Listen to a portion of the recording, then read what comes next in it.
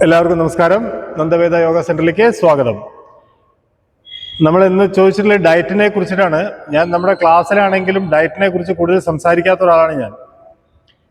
അതിന്റെ കാരണം ഞാൻ വിശ്വസിക്കുന്നത് ഈ ലോകത്തിൽ നമ്മുടെ ശരീരത്തിനെ ഏറ്റവും കൂടുതൽ മനസ്സിലാക്കാനും അറിയാനും പറ്റുന്ന ആളുകൾ നമ്മൾ മാത്രമാണ്.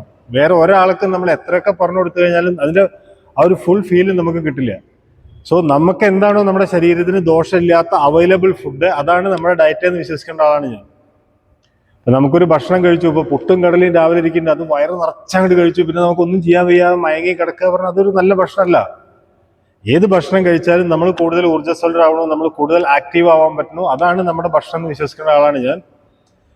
പിന്നെ ഭക്ഷണം കഴിക്കുന്ന അളവ് എന്ന് പറഞ്ഞു കഴിഞ്ഞാൽ ഫുൾ സ്റ്റൊമക്ക് കഴിക്കാതെ എപ്പോഴും ഒരു വിശപ്പം കിട്ട് കംപ്ലീറ്റ് പോണതിന്റെ തൊട്ട് മുന്നേ ആയിട്ട് ഇതൊന്ന് നിർത്തുക.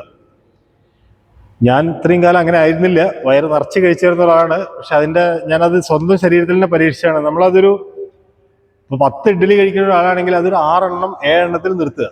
5 ഇഡ്ഡലിയാ കഴിക്കാൻ വയ്ക്കുക എന്നുണ്ടെങ്കിൽ അതൊരു 3 എണ്ണം 4 എണ്ണത്തിലോ നിർത്തുക. ബാക്കി സ്ഥലം അവിടെ കുറച്ച് ഒഴിച്ചിടുക. അപ്പൊ തന്നെ നമുക്ക് കൂടുതൽ ആക്റ്റീവ് ആവാൻ പറ്റുന്നതാണ് എനിക്ക് മനസ്സിലായിട്ടുള്ള. ഞാനിത് എൻ്റെ സ്വയം പരീക്ഷിച്ചറിഞ്ഞിട്ടുള്ളൊരു കാര്യമാണ്. പിന്നെ ഭക്ഷണത്തിലാണെങ്കിൽ തന്നെ പ്രത്യേകിച്ചും മലയാളീസ് നമുക്ക് ചോറാണ് കൂടുതലും, അരി ഭക്ഷണമാണ് കൂടുതൽ. അപ്പൊ അതിൽ ചോറിന്റെ അളവൊന്ന് കുറച്ചിട്ട് വെജിറ്റബിൾസ്, ഇപ്പൊ നമ്മൾ പയറുപ്പേരിയോ ബീൻസ് ഉപ്പേരിയോ അങ്ങനത്തെ സാധനങ്ങൾ കൂടുതൽ കഴിക്കുക. അതുപോലെ കടല, പയറ്, ഗ്രീൻ പീസ്, ചെന്ന, കിഡ്നി ബീൻസ്, ഇങ്ങനത്തെ സാധനങ്ങൾ കൂടുതൽ ഉൾപ്പെടുത്താൻ ശ്രമിക്കുക നമുക്ക്.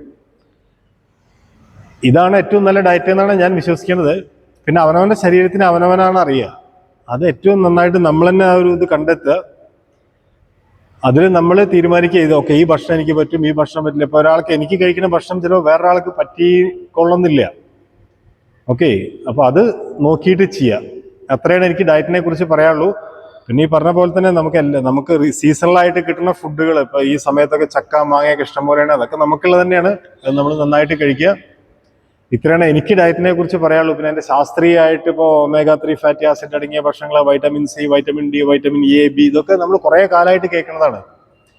യൂഷ്വലി നമ്മളിതൊക്കെ ഒരു തരത്തിലല്ലെങ്കിൽ വേറൊരു തരത്തിൽ കഴിക്കുന്നുണ്ട്. അപ്പൊ നമുക്ക് എന്തെങ്കിലും തരത്തിലുള്ള ഒരു പ്രോബ്ലം ഉണ്ടെങ്കിൽ അപ്പോൾ ഒരു ഡയറ്റീഷ്യന്റെ അല്ലെങ്കിൽ ഒരു ഡോക്ടറെ ഒക്കെ അടുത്ത് പോയിട്ട് പറയാം. അതല്ലാതെ ജനറലായിട്ട് വലിയ അസുഖങ്ങളൊന്നും ഇല്ലാത്ത ഒരാളാണെങ്കിൽ നോർമൽ ഫുഡുകൾ കഴിക്കുക. അതാണ് എനിക്ക് പറയാനുള്ളത്. അപ്പൊ ഇത്രയേ ഉള്ളൂ പറയാൻ. എല്ലാവരും അവനവന് വേണ്ടി 1 മണിക്കൂർ ചിലവാക്കുക. എല്ലാവർക്കും നല്ലൊരു ദിവസം ആശംസിക്കുന്നു. Thank you so much. നന്ദി, നമസ്കാരം.